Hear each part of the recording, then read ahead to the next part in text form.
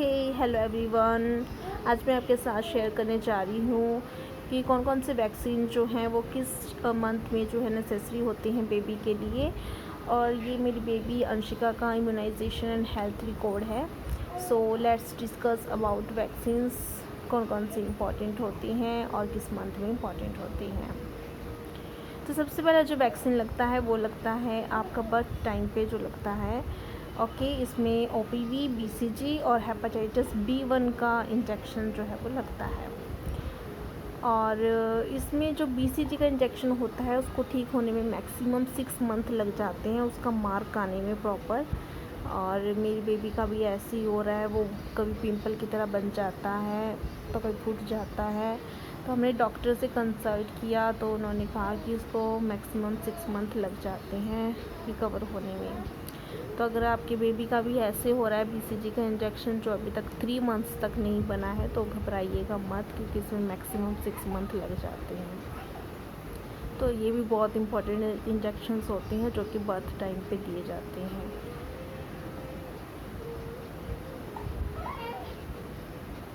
इसके बाद वैक्सीन लगती है 6 वीक पे।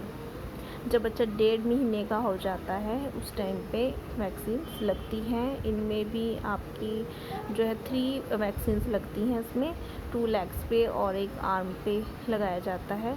इसमें DTaP, हेपेटाइटिस B2 और रोटा वायरस 1, PCV1, IPV1, ये सब वैक्सीन जो है इसमें लगती हैं।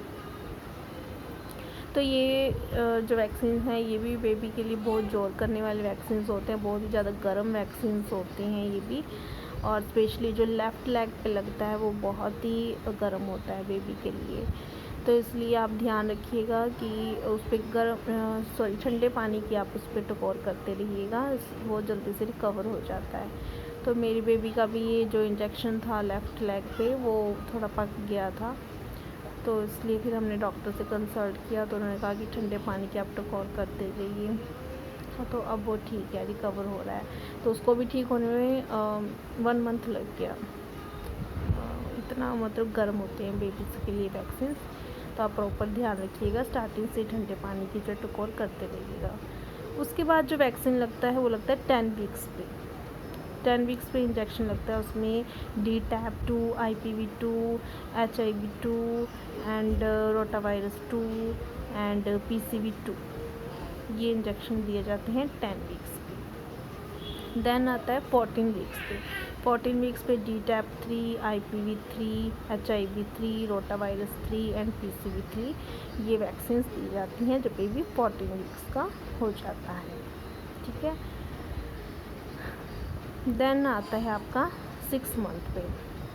देन 6 मंथ पे वैक्सीन दी जाती हैं।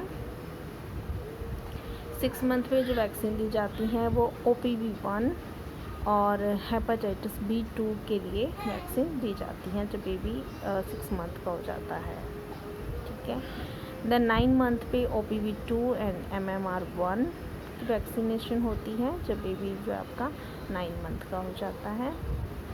देन आता है 9 to 12 मंथ। 9 to 12 मंथ के बीच में टाइफाइड वैक्सीन जो है वो दी जाती है। और 12 मंथ पे वैक्सीन दी जाती है हेपेटाइटिस A1 की। जब बेबी 12 मंथ का हो जाता है देन हेपेटाइटिस A1 की वैक्सीन दी जाती है। और इसके बाद आता है 15 मंथ पे। 15 मंथ पे वैक्सीनेशन होता है MMR2, वर्सला एंड PCV। बूस्टर दिया जाता है 15 मंथ के होने पर। ठीक है। देन आता है 16 to 18 मंथ का होने पर DTaP and B1 and HIV B1। ठीक है, ये 16 to 18 मंथ के होने पर वैक्सीनेशन दिया जाता है। देन जो 18 मंथ का हो जाता है बेबी तब दिया जाता है हेपेटाइटिस A2। ठीक है। देन 2 ईयर के बेबी को लगेगा booster of typhoid conjugate vaccine. जब 2 साल का बेबी हो जाता है तो ये बूस्टर लगता है, बूस्टर वैक्सीनेशन होती है। ओके। देन 4 to 6 ईयर के बेबी को लगेगा DTWP B2, DTaP, OPV3, वर्सिला 2 and MMR3। ये 4 से 6 साल के बच्चे को जो है वैक्सीनेशन लगता है। देन 10 to 12 ईयर के बच्चे को Tdap एंड HPV ये वैक्सीनेशन दी जाती है। ठीक है, तो टोटल आपको जो ध्यान रखने की ज़रूरत है वो देखो बर्थ के टाइम पे लगता है। ठीक है, एक बर्थ के टाइम पे हो गया, 6 वीक पे हो गया, 10 वीक पे हो गया, 14 वीक पे हो गया, फिर 6 मंथ का हो गया, 9 मंथ पे, फिर 9 to 12 मंथ, एंड देन एक 12 मंथ हो जाने पर फिर 15 मंथ का, फिर 16 to 18 मंथ, देन 18 मंथ पर लगता है, फिर 2 इयर्स का, देन 4 to 6 ईयर पे, और फिर 10 to 12 इयर्स पे। तो टोटल मिला के 1 2 3 4 5 6 7 8 9 10 11 12 13 14 वैक्सीनेशंस जो है वो बच्चे के होते हैं अप टू 12 इयर्स। ओके, तो इसका आपको ध्यान रखना है कि कोई भी आप मिस ना कीजिएगा। और हाँ, बेबी को 1 ईयर तक विटामिन D3 ज़रूर पिलाइएगा। ठीक है, मैं भी विटामिन D3 बेबी को पिला रही हूँ। तो उसके बाद आप भी जो है अपने डॉक्टर से सलाह के अनुसार उसको विटामिन D3 ज़रूर पिलाइएगा। और ये है length height for age, boys के लिए दे रखी है। देखिए कि किस एज में जो है बच्चे की हाइट जो है वो कितनी होनी चाहिए, उसकी लेंथ कितनी होनी चाहिए। और ये गर्ल्स के लिए दे रखी है। ठीक है, कि कितनी उसकी जो है वो लेंथ हाइट होनी चाहिए और कितने एज में। ठीक है, तो ये थे वैक्सीनेशंस के लिए जो मैं आपको बता रही थी। तो आप भी इनको मिस मत कीजिएगा और ध्यान रखिएगा अपने बेबीज़ को आप प्रॉपरली टाइमली जो है वैक्सीनेशन लगाएं।